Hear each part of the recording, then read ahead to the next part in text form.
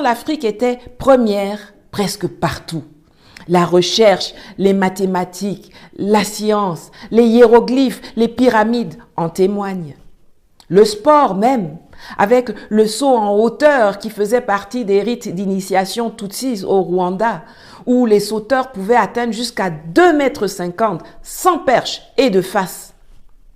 Les voyages avec les témoignages d'Européens comme l'anthropologue Armand Quatrefarge de Bro, les preuves rassemblées par des afros et descendants comme Ivan de Sertima ou les écritures, les dessins et les sculptures qui attestent de la présence d'Africains en Amérique dès les années 1307-1311, bien avant que Christophe Colomb n'y pose un orteil. Regardez les sculptures et les masques africains. Il est universellement reconnu que tous ceux qu'il présente aujourd'hui comme les pionniers de l'art contemporain, du cubisme, comme Modigliani, Picasso, Brancusi, Derain, se sont inspirés de nos masques, de nos objets, de nos statues. Souvent, les gens se demandent comment l'Afrique a pu passer du stade de pionnière à celui de dernière de la classe dominée en permanence que nous lui connaissons aujourd'hui. La réponse, c'est que nous avons accepté de tourner le dos à nos traditions pour aller nous soumettre à celles des autres. Tous les jours, on est fourré dans les églises, dans les temples, dans les mosquées, à adorer les dieux des autres, à prier pour une vie meilleure dans l'au-delà avec plus de zèle que les propriétaires même de la religion, au lieu de lutter pour améliorer notre quotidien. Or, ceux-là même qui ont créé les religions, eux, leur obsession, c'est de se bâtir une vie confortable sur cette terre. Chez eux, les gratte-ciel poussent comme des champignons. Ils ont des assurances pour tout et une espérance de vie au-delà de 90 ans. Alors que nous vivons dans des taudis. Nous perdons la moitié de nos enfants quand nous les mettons au monde avant qu'ils n'atteignent l'âge de 5 ans. Quand nous ne mourrons pas nous-mêmes en pagaille en couche. Mais c'est nous qui sommes tous les jours en train de donner de l'argent à l'église ou à la mosquée en disant « Dieu va faire notre palabre, Dieu est grand ». Mais quel Dieu? Le Dieu des autres? Et après on s'étonne que l'on soit derrière. C'est parce qu'elle a refusé l'implantation du christianisme que l'Asie est ce qu'elle est aujourd'hui. Le Japon, sommet constant de l'innovation, s'est accroché à son shintoïsme. La Chine, qui domine tout depuis sous la mer jusque dans l'espace, célèbre le bouddhisme. L'Inde, puissance nucléaire, plus grande démocratie au monde, n'a jamais renié l'hindouisme. Israël a le judaïsme, les pays arabes qui nous dépassent pêle-mêle là ont l'islam. Les peuples forts n'ont jamais tourné le dos à leur culture et à leur histoire. Et c'est ce qui explique pourquoi l'Afrique est faible. Le kidnapping de notre patrimoine culturel et culturel est un moyen pour l'Occident de pérenniser cet affaiblissement. Vous imaginez les cris d'orfraie si nous détenions leurs fétiches, leurs idoles, leurs objets religieux ou royaux? Mais vous imaginez seulement le raffut que ça ferait si on leur prenait la croix de Jésus de Notre-Dame, le Saint-Suaire de Turin ou la statue de Jeanne d'Arc de la cathédrale de Reims pour aller les déposer à Garoua, à Porto Novo ou à Abuja. Mais ils seraient prêts à nous faire la guerre pour les récupérer. Les musées européens qualifiés d'ethnologiques quand ça nous concerne, alors que l'ethnologie englobe tous les peuples, même ceux d'Europe, sont la célébration permanente par ces pays d'un impérialisme conquérant dont ils sont nostalgiques et qu'ils veulent faire renaître à tout prix avec encore plus de force.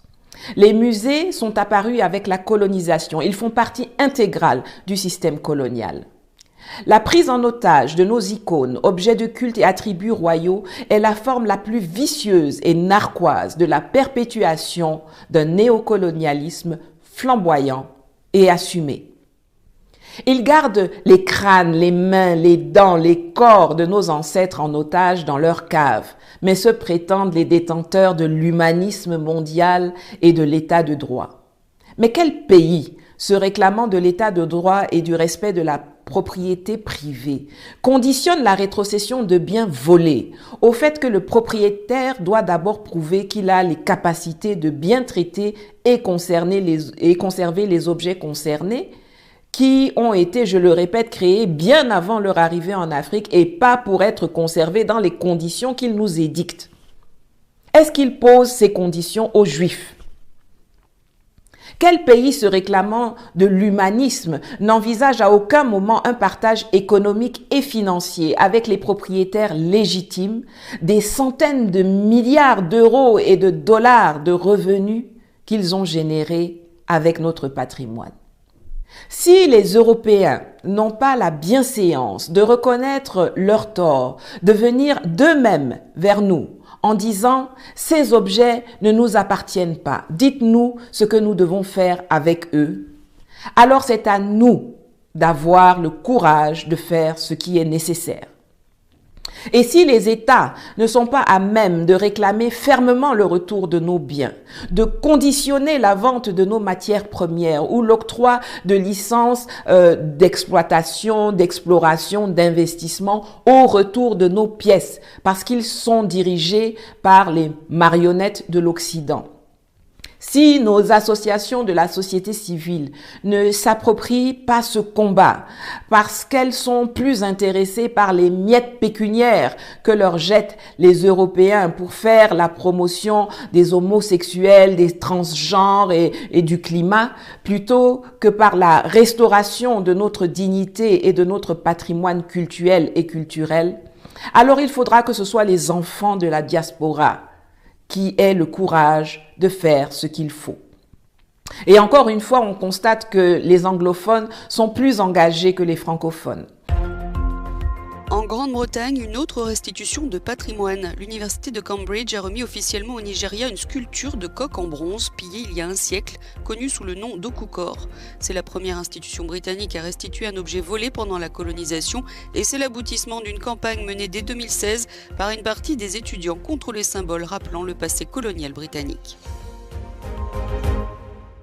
Ainsi, grâce à la pression de leurs étudiants, les universités de Cambridge au Royaume-Uni et d'Aberdeen en Écosse ont, en octobre 2021, rendu sans condition à la Cour royale du Bénin dans l'état actuel d'Edo au Nigeria, l'Okukor et le buste d'un Oba en bronze pillé par les Anglais en 1897 et que les universités avaient reçu en donation ou acquis aux enchères.